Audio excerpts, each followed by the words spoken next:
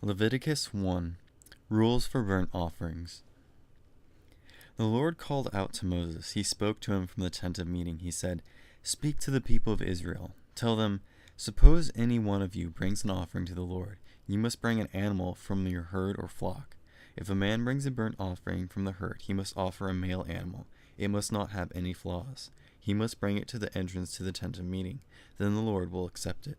The man must place his hand on the head of the burnt offering. Then the Lord will accept it in place of him. It will pay for his son. The young bull must be killed there in the sight of the Lord. Then the priests who are in Aaron's family line must bring its blood to the altar. They must sprinkle it against every side of the altar.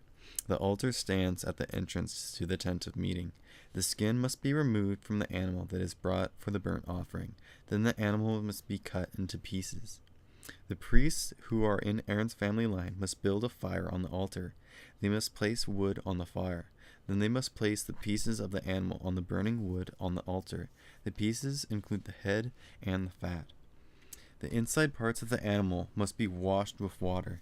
The legs must also be washed. The priest must burn all of it on the altar. It is a burnt offering. It is an offering that is made with fire.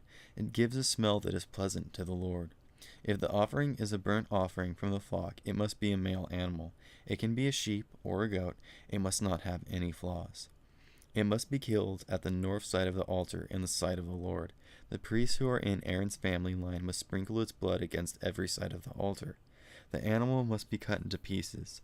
The priests must place them on the burning wood in the altar. The pieces include the head and the fat.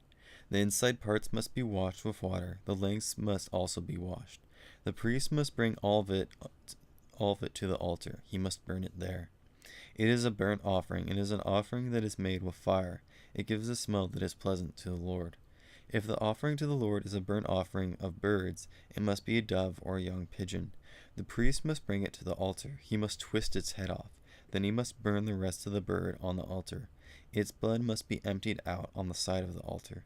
The priest must remove the small bag inside of the bird's throat. He must also remove what is in the bag.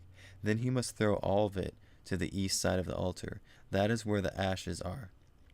He must take hold of the wings of the bird and tear it open, but he must not tear it in two. Then the priest will burn it on the wood that is in the fire of the altar. It is a burnt offering. It is an offering that is made with fire. It gives a smell that is pleasant to the Lord.